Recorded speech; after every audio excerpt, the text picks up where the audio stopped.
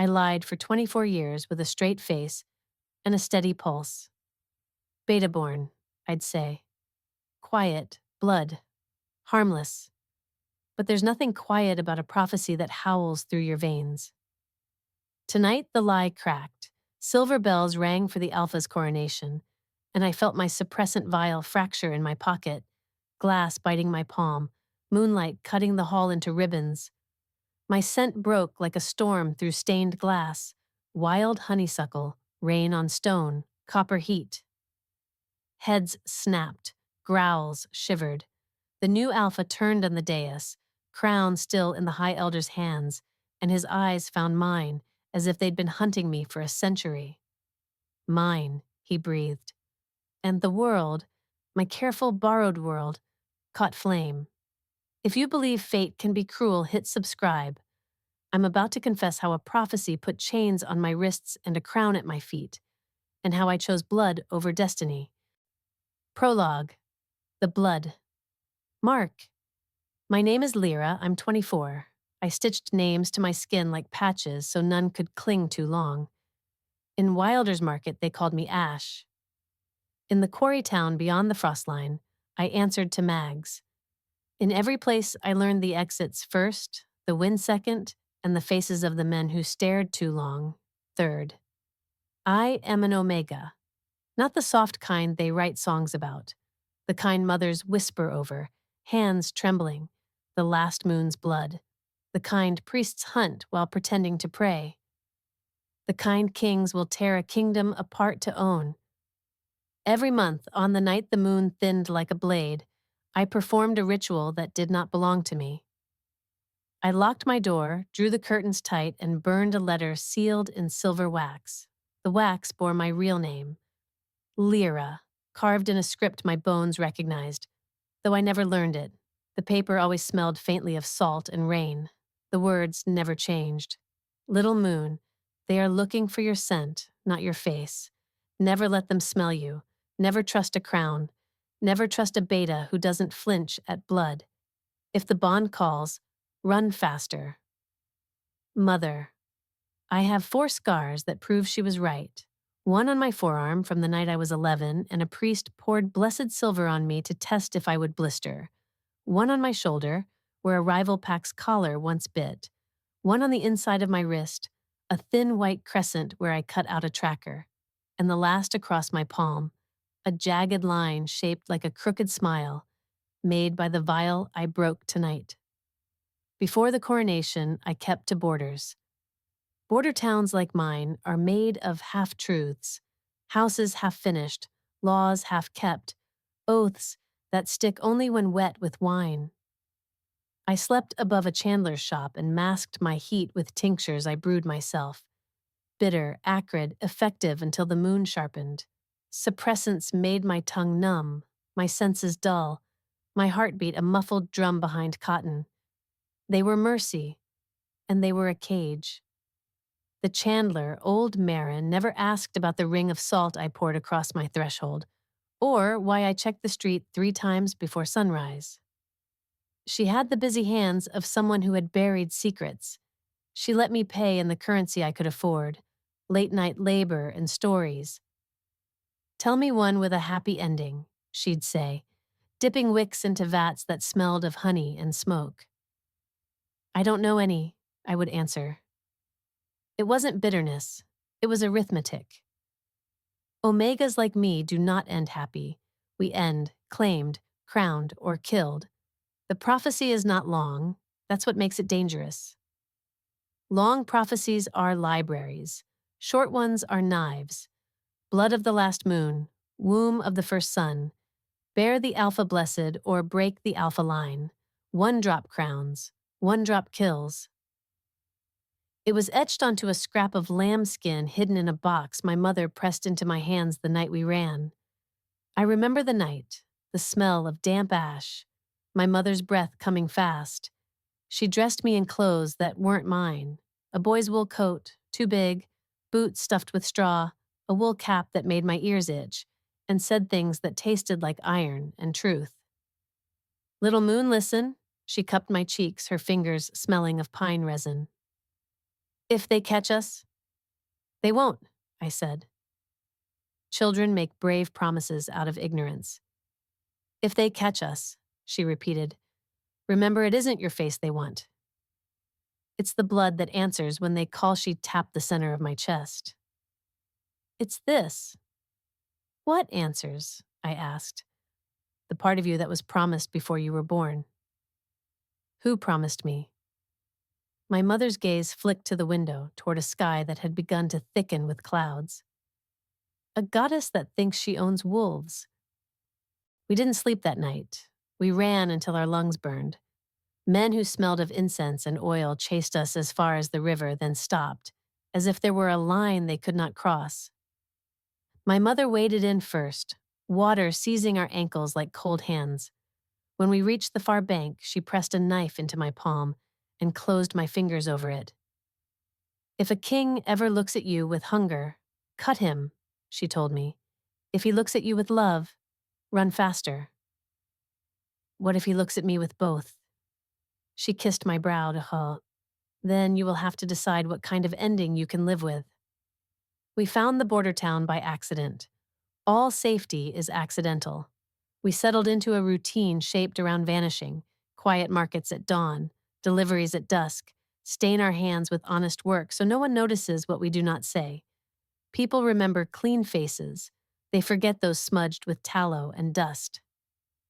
The first time the bond called, it wasn't a call. It was a tug, gentle and terrifying, like a tide that chooses one stone.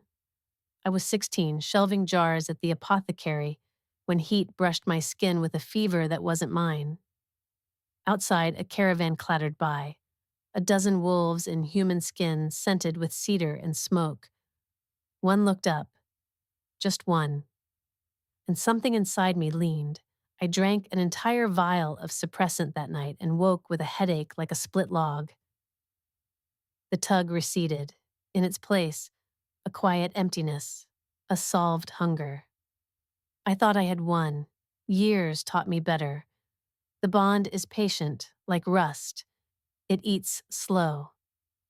So when Marin's cousin, a journeyman with a weak smile, said the Citadel needed extra hands for the Alpha's coronation, I should have refused. I should have remembered my mother's warnings about crowns. But gold pays clean, and clean buys distance, and I was tired of counting copper. You'll be back by morning, Marin said, wrapping a wedge of cheese and 2 apples for my pocket. Take the east road and avoid the checkpoint by the old mill. Their dogs are too lazy to scent at dawn. Dogs aren't my problem, I murmured. What is? Believing that this time I can disappear. The high claw citadel sat like a fang above the valley, all black stone and silver inlay.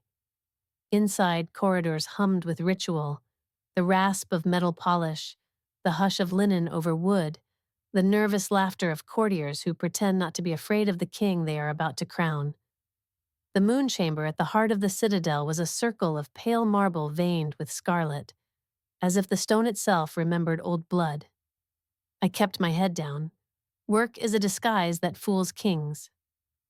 I poured wine, laid plates, traced a path around the room that kept me in currents of other scents: rose oil, spiced meat, cedar smoke. The vial rode the heated skin of my thigh under my skirt, a reminder and a threat. The high elder lifted the crown, silver leaves, sharp as teeth, and recited words that sounded like thunder trapped in a throat. The Alpha-to-be stood bareheaded, solemn, hands open. I did not look at him, not directly, not until the vial bit glass into my palm like frostbite and warmth bloomed under my tongue, sweet, feral, unstoppable. It was so small, a hairline crack, a whisper of scent leaking like a secret. But a prophecy doesn't need much to work with. 1 drop crowns, 1 drop kills. My scent unfurled. Honeysuckle at midnight, rain striking hot stone, the mineral tang that ghosts the air before a storm. It threaded through the hall, slipped into mouths and lungs, pried open instincts wolves pretend to have tamed. The Alpha's head snapped toward me, the crown stalled in midair. His eyes went from myth to man and back to myth, pupils blowing wide. Heat flared across my skin, answering a rhythm older than my breath. I heard three sounds in that breathless moment: a goblet tipping, a priest choking on his prayer, and my own voice saying, "No, not to him, but to the tide." "Run," my mother whispered from the past, voice crisp as the forest in winter. "If the bond calls, faster." I finished and moved. I didn't move like a servant. I moved the way you move when you have packed your life into the muscle memory of escape.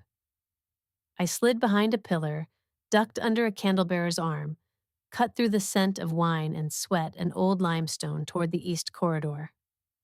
Behind me, voices broke from ceremony into hunt.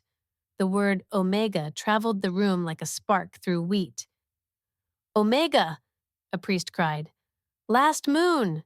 someone else hissed, reverent and afraid. "Secure the chamber!" a beta bellowed, and I knew that voice before I saw the scars. Because once, years ago, a beta with eyes like winter water had stepped between me and a collar. He had looked at me as if memorizing a map he hoped never to follow, and he had said softly, "Go." I didn't know his name then. I did now. Rhett Caden's second, the oath-bound blade at the king's back. My heel slipped on polished stone. The vial shattered fully, a hot sting across my palm. Blood welled in the crooked smile scar and dripped onto marble veined with old red. The drop shone for an instant, silver under the chandelier, then crimson, and sank into the stone as if the chamber had been thirsty. The air tightened. A hush fell like snow. Somewhere far above us, the moon slid from behind a cloud. I had time to think three thoughts, bright and stupid as sparks. 1, Mother was right. 2, I should have stayed in the border town and learned how to make better candles. 3, if fate is a net, I will be a knife. "Lyra?" the Alpha said, and hearing my name in his mouth was like hearing it for the first time. He didn't shout. He didn't have to. The bond carried it to me like a hand under my ribs. I looked up. He wasn't crowned yet. The leaves of silver waited in the High Elder's shaking hands, but something in him already wore the weight. He was built for oaths, for war, for the quiet between both. A scar crossed his jaw like a question he never answered. He should have looked hungry. Instead, he looked startled, as if destiny hadn't given him a script either. "Mine," he said, low, as if tasting whether the word was a prayer or a curse. I turned and ran. The moon-chambered doors slammed open to a corridor lined with banners that caught the draft of my escape and snapped like tongues. Boots thundered behind me, commands layered. "Seal the east wing. Call the priest guard. No silver in the vents, the court's still in there." I cut left, then right, then down a servant's stair where the stone sweated and the air smelled of iron and lye. I pressed my bleeding palm to my skirt to hide the scent, teeth gritted against the sting. My mother's letter burned in memory. Never trust a crown, never trust a beta who doesn't flinch at blood. At the base of the stair, a figure stepped from shadow. Scarred cheek, winter water eyes. Rhett, we stared. "You should have run farther," he said, and for a heartbeat, his mouth softened with something like regret. "I did," I answered. "The world is round." He lifted his hands slowly, palms open. "I swore once to protect your bloodline," he said, voice so quiet only my bones heard it. But oaths twist when kings are watching. I felt the bond tug, left, where Caden's presence warmed the halls like a hearth I had never sat beside. Right, where an open door breathed the cold of rain and the promise of night. "Move," I told Rhett. He moved. I slipped past him into the laundry passage, steam thick, voices muffled. For 3 steps, hope started to look like a plan. Then the corridor ahead filled with men wearing moon sigil armor, and a voice like a bell struck once rang down the stone. "Bring her to me," the new Alpha commanded. and every wolf in the citadel answered, even the one inside my chest. Would you forgive a mate, bound by prophecy, or burn the prophecy down? Tell me in the comments, because I've spent my life running from a destiny I never asked for, and tonight, I bled on the floor where kings are made. Chapter 1. The Coronation. The corridors of the High Claw Citadel were veins of light and echo. Everything glowed, the marble floors, the silver sconces, even the air felt gilded. To most, coronation night was a miracle. To me, it was a cage dressed in candlelight. I pressed my hand to the wall, steadying the tremor in my chest. The suppressants were gone now, burned out of my system. Each breath carried my scent farther, a wild beacon calling wolves I didn't want to find. Behind me, the guard's boots pounded closer, rhythm like a heartbeat hunting its own echo. I could smell them before I saw them. Metal, sweat, adrenaline. "Contain her," one shouted. "No harm, by the Alpha's command." His command. Caden's voice followed, calm but laced with authority that made the walls hum. "Alive, Rhett. Bring her alive, alive." I almost laughed. They thought catching me alive would make me theirs. They didn't understand. I was never meant to survive prophecy. I was born to end it. I darted left, slamming into a side door. Linen closets, steam, laundry. Perfect. The scent of soap and lye swallowed me whole. I pressed my bleeding palm to my skirt, smearing red across the fabric. My heartbeat slowed. For a moment, silence. Until a hand caught my arm. "Easy," Rhett hissed. His eyes glinted under the torchlight, sharp, unreadable. "You're faster than you look." "Let me go." "I can't." His voice cracked around the word. "You have no idea what will happen if he doesn't see you." "The packs are all ready." "Hungry?" I spat. "Good." "Let them choke on it." He stared at me like he was looking at a ghost or maybe a mistake. "You think I want this?" he whispered. "You think he does?" I didn't answer. The air between us was too tight, filled with the smell of iron and guilt. Behind him, a growl, deep, resonant, alpha, the kind that lives inside your ribs. "Rhett," Caden's voice rolled through the hall. "Move aside." Rhett didn't, not right away. Caden emerged from the shadows, cloak brushing the floor like liquid darkness. He was taller than I remembered from the dais. Shoulders like stone, eyes a molten amber that flickered between control and chaos. The crown still rested in the High Elder's trembling hands, somewhere behind us. But power was already on his skin. The room went still. Even the torches seemed to dim for him. Our gazes locked.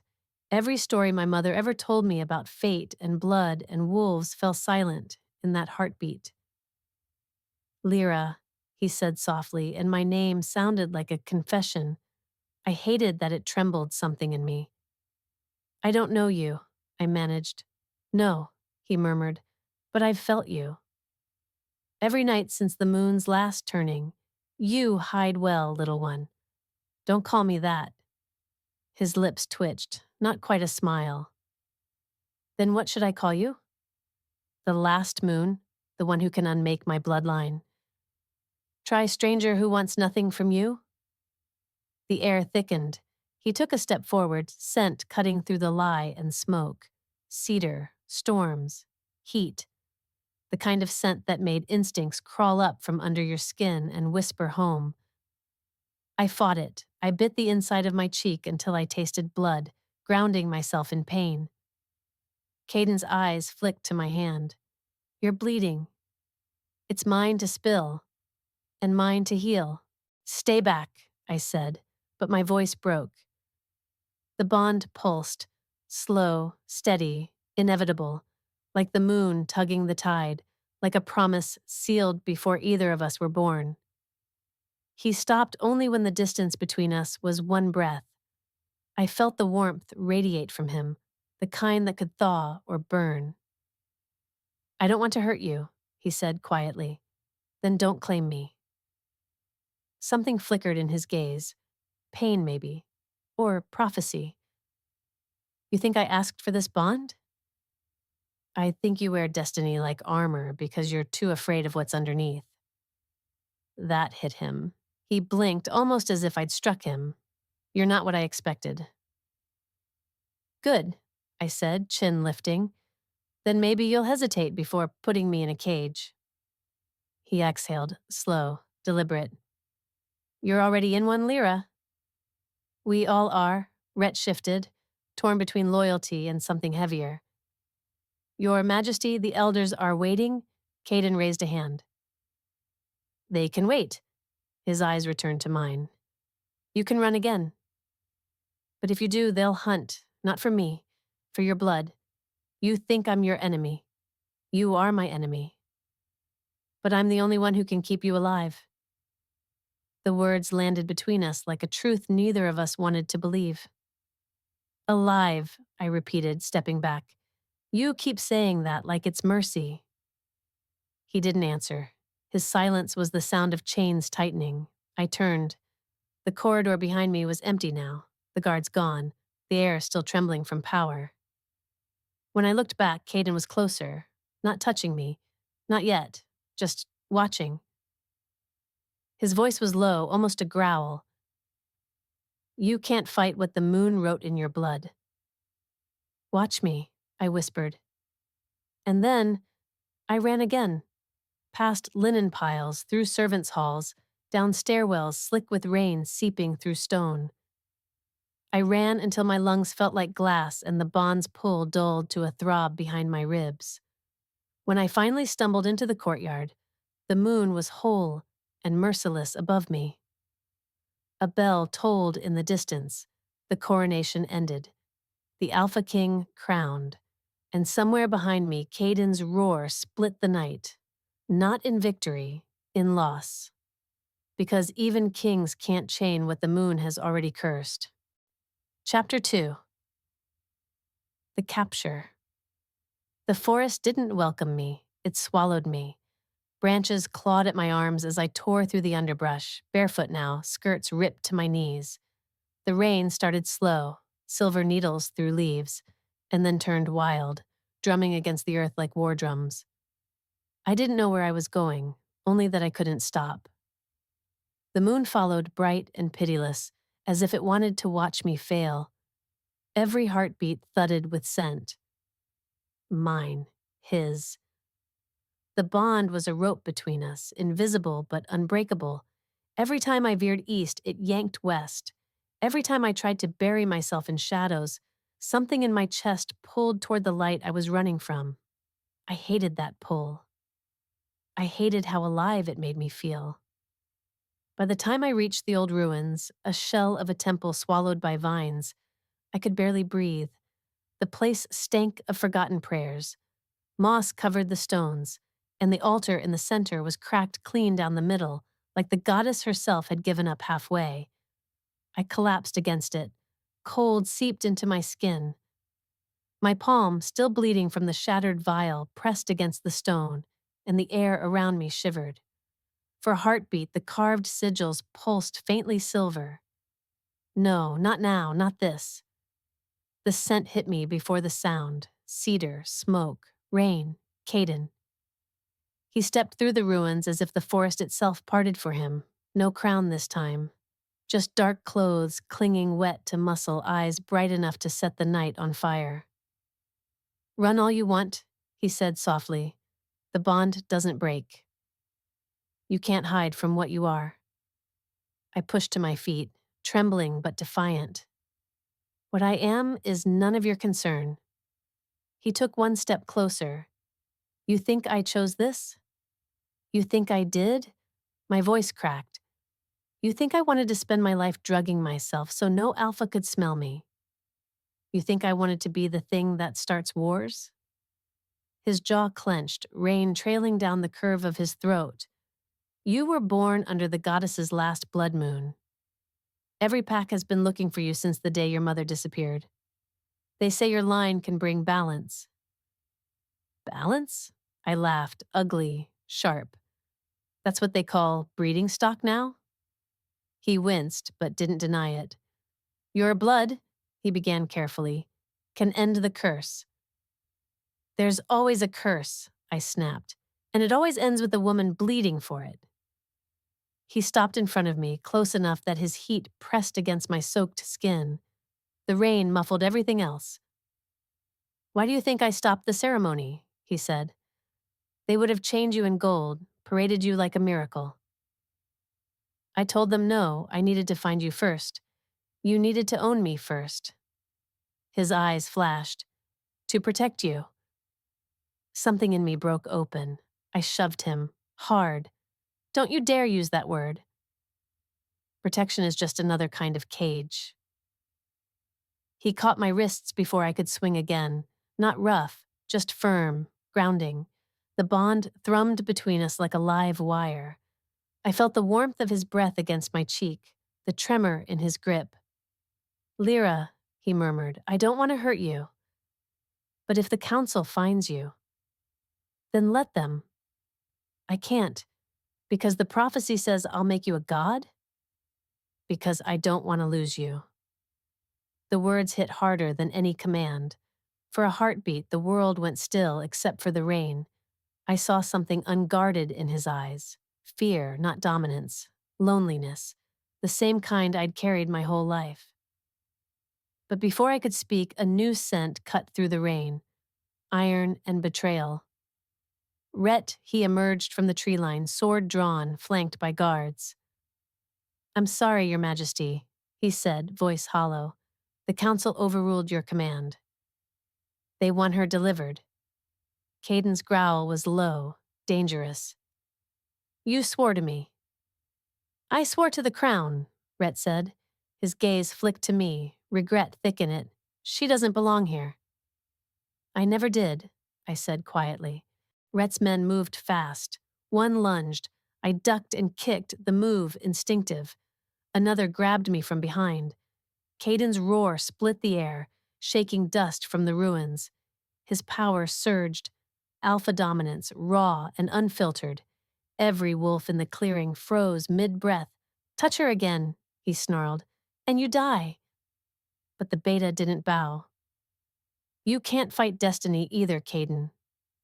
I wrenched free long enough to raise my bleeding palm. The old stone altar behind me answered the motion. The sigils flared silver again, brighter this time. Power crawled under my skin like liquid moonlight. Rhett's eyes widened. Goddess above. The air vibrated. My blood shimmered. Every drop that hit the stone hissed and spread like mercury. And then the ruins themselves woke. Wind tore through the clearing, lifting leaves and ash. The symbols around us burned white. I heard my mother's voice again, soft and broken. If the bond calls, run faster. I didn't run, I called back. A flash of silver light burst from my palm, throwing everyone backward. The guards hit the ground first, groaning. Rhett staggered to one knee. Caden shielded me with his body, his scent wrapping around me like smoke and storm. When the light faded, I was shaking. The rain hissed against the still glowing stone, steam rising in curls. Caden turned me toward him gently. His hands were warm, grounding. You're not just the last moon, he whispered. You're the key. To what? I rasped. To everything we've been cursed to forget. He brushed a thumb across my wrist, smearing blood over his skin. Where it touched him, his veins lit faintly silver. He inhaled sharply, eyes flickering between gold and white. And that's when I knew. My blood wasn't just prophecy. It was awakening something in him, something dangerous, something ancient. Lyra, he said, voice trembling now. Your mother didn't run from the goddess. She ran from what you were meant to become. The forest around us fell eerily still. No rain, no wind, only the sound of our breathing and the faint hum of the altar. What am I? I whispered. He met my gaze with reverence and fear. The moon's equal. The world tilted. The bond roared alive inside me, heat and gravity and destiny crashing together. I should have felt powerful. Instead, I felt doomed, because if what he said was true, then I wasn't just the hunted, I was the prophecy itself.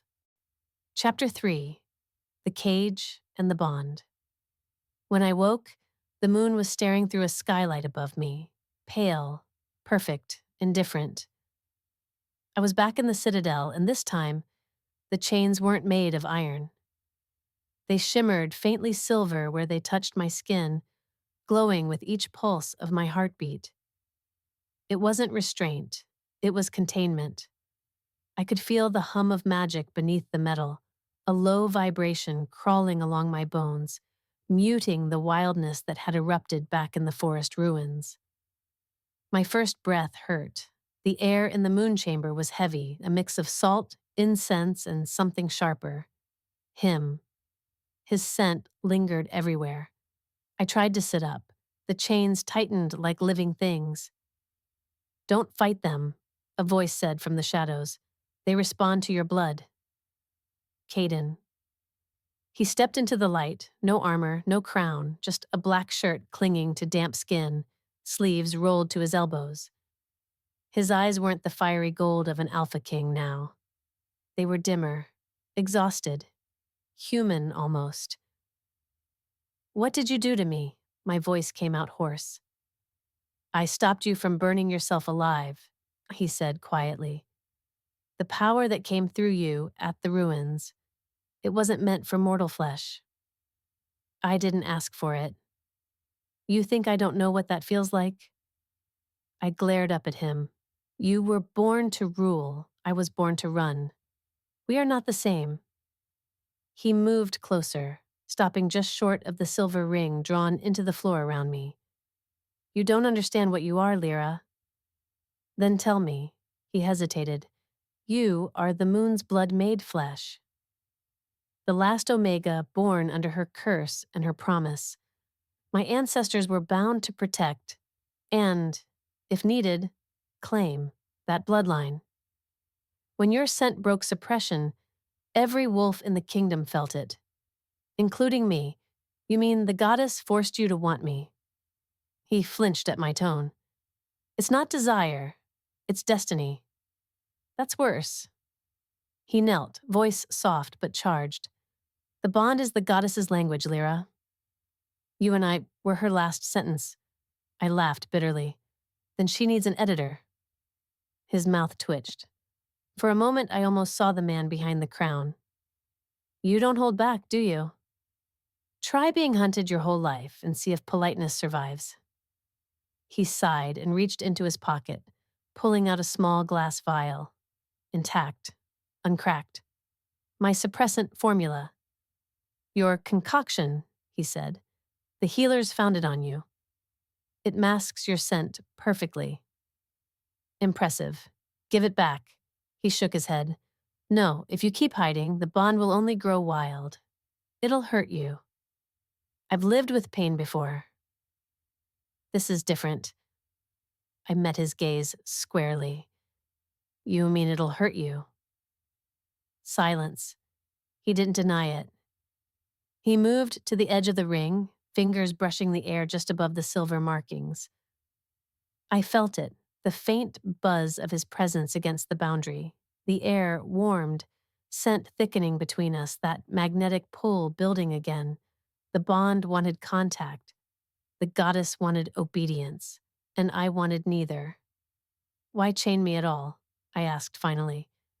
"If you meant to protect me, you could have locked the council out and let me go." His voice was low, raw.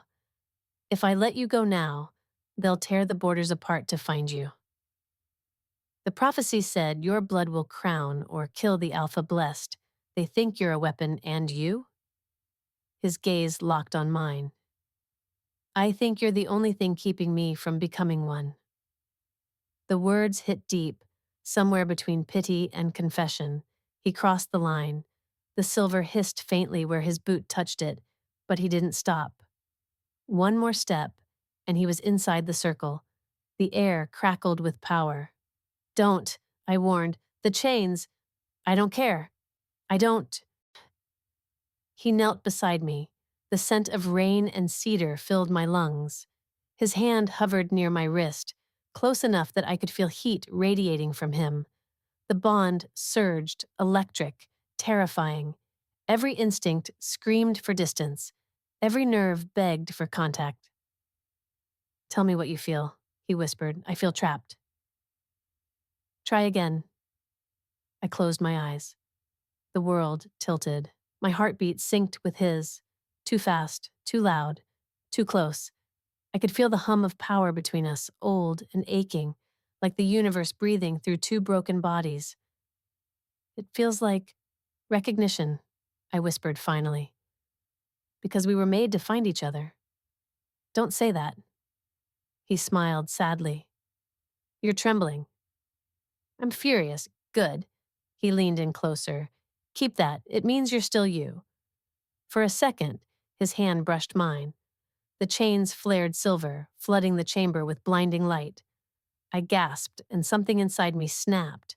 Not in pain, but release. A single drop of my blood slid from my palm to the floor. The markings under us drank it in, pulsing brighter and brighter until the air vibrated like a struck chord. Caden caught my wrist, holding it firm. You're activating it, he murmured. What is it? The moon's oath. His voice dropped, rough. The same seal used to bind the first alphas to their mates. I didn't agree to this. You didn't have to. The light dimmed suddenly. We were both breathing hard, faces inches apart. I could see the veins glowing faintly silver beneath his skin, mirroring mine. The bond wasn't just a pull anymore. It was a circuit. Caden's expression was unreadable. You could kill me right now, he said quietly. If the prophecy is true. I stared at him. Why aren't you afraid? I am, he said, but not of you. Of what I'll become if I lose you. The words unraveled me. For the first time, I saw him not as a king, not as a captor, but as a man drowning in something far older than choice. He released me slowly, rising to his feet. Rest. The chains will fade when your strength returns. He turned toward the door, pausing just once. You may think the goddess cursed you, Lyra, he said, voice softer now. But maybe she gave us the only chance left to break the curse. The door closed behind him, leaving me with moonlight and silence. I leaned back against the stone, heartbeat still out of rhythm. The bond thrummed under my skin like a warning. The silver chains glowed once, then dimmed, as if the goddess herself was whispering, You can't escape what was written in blood. Chapter 4. The Betrayal Beneath the Throne. They came for me before dawn. No warning, no words, just hands, rough, gloved, reeking of steel and sweat. I woke to the sound of the door shattering inward, chains clattering against marble as I twisted to rise. Caden, I shouted. Silence. Then Rhett's voice, calm, cold, and laced with guilt. Don't fight us, Lyra. You'll only make it harder. Harder for who? I almost laughed. I'd been dragged, hunted, and cornered for half my life. What was one more betrayal to bleed over? Two guards grabbed my arms while Rhett unhooked the silver chains from their anchors. The moment they lifted, the air thinned.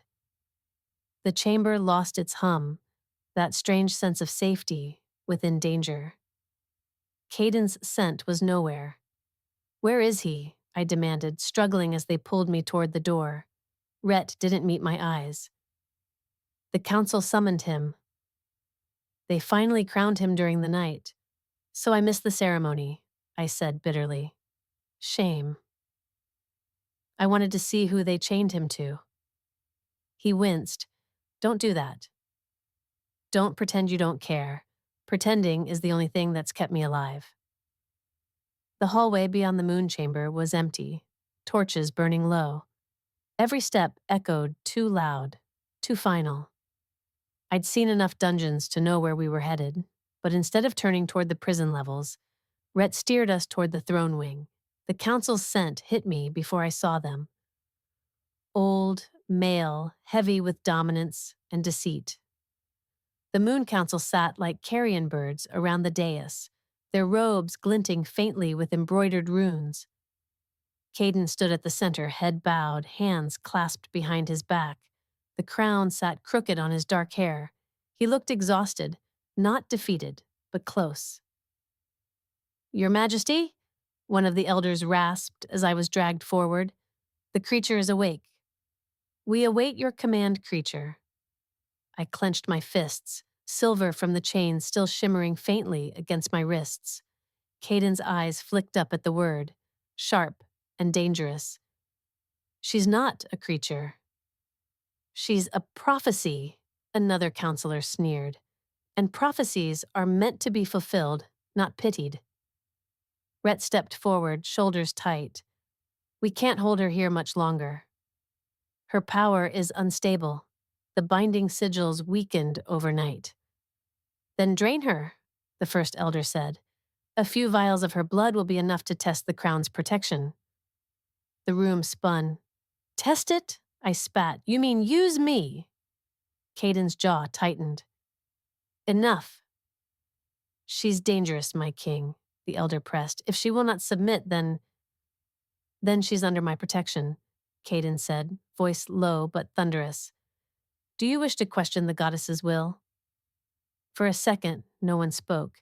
Then the elder smiled, a slow, cold curve. "The goddess's will or yours?" The silence that followed was deadly. Rhett's hand twitched on the hilt of his sword. The guards shifted uneasily. And I saw it. The flicker of guilt in Rhett's eyes. Something broke between them.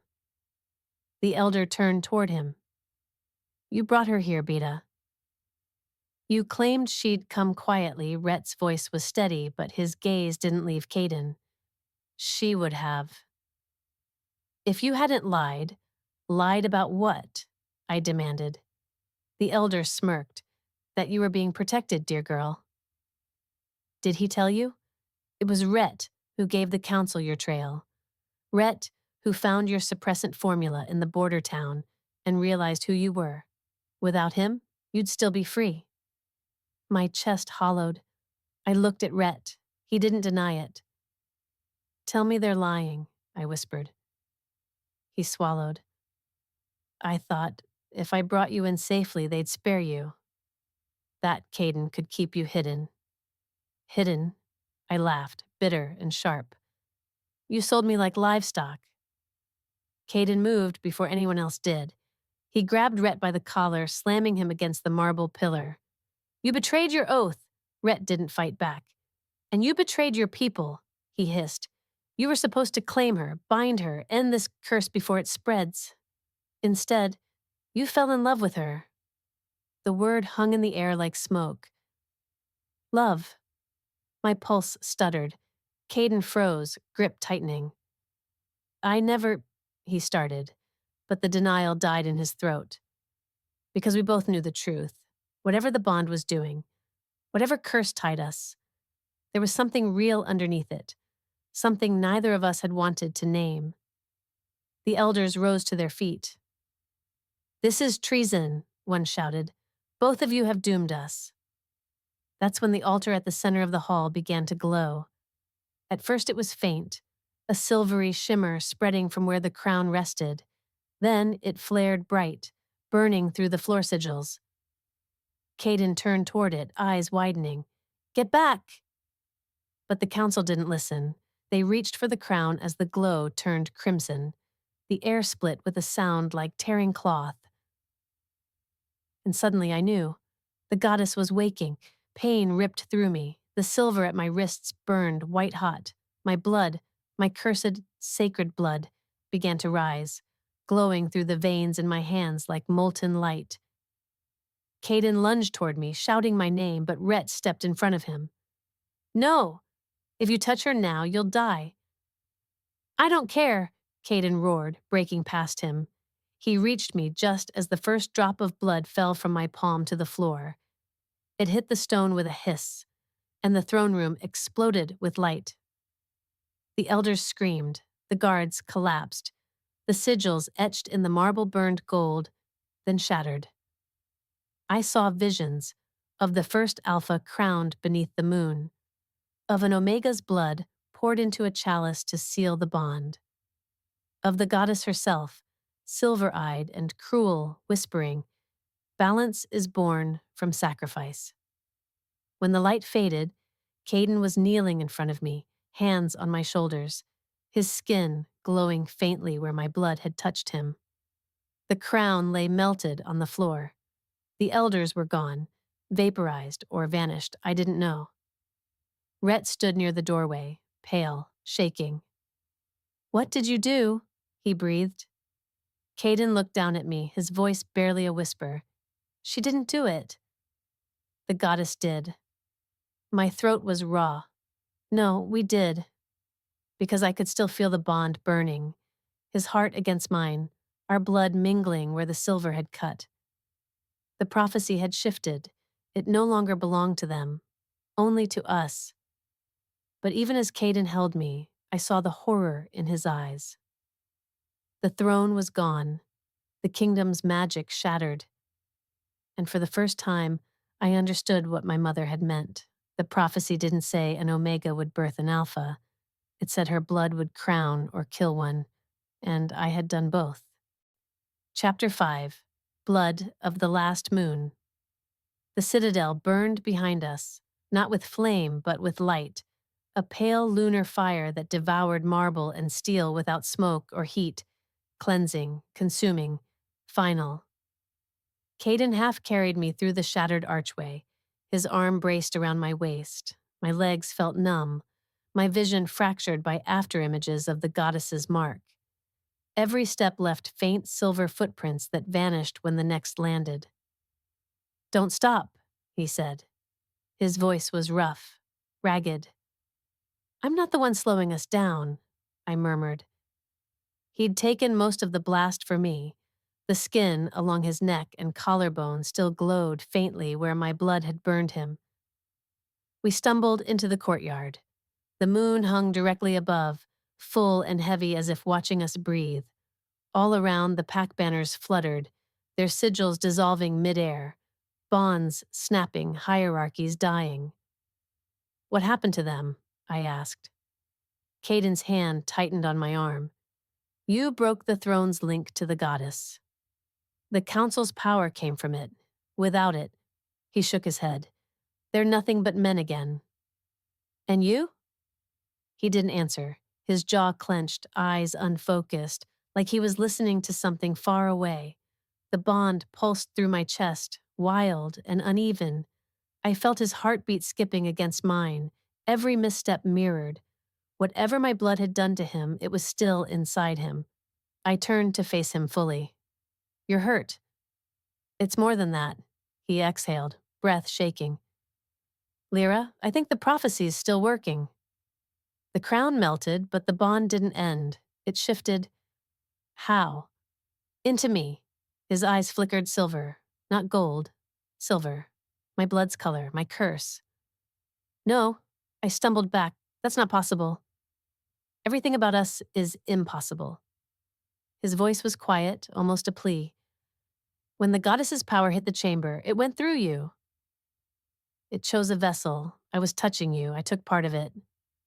We stared at him, horror rising. "Then the curse isn't broken." Its transferred Caden's hand found mine, trembling. "Or it's bound." To both of us, lightning flashed across the clouds, silent and white. The air smelled of iron and rain. I could feel something stirring under the earth. Old magic, the kind that hums your name when you're not ready to hear it. And then I heard her. "Little moon," the voice whispered, not from outside, but inside my skull. Soft, ancient, and cruelly tender. "You've run far enough." The goddess. Caden stiffened. "Do you hear her too?" I nodded, voice barely a breath. "She's calling me." "You have carried my blood long enough," the goddess said. "Now it is time to fulfill what your mother refused." "My mother died because of you," I hissed. "Your mother died because she hid from me. You were meant to be the bridge. Omega and Alpha joined. restoring balance to the fractured pack. Instead, she stole you from your destiny. She saved me from being used, I said. The goddess's voice sharpened. And yet, you've done what she could not. You found him.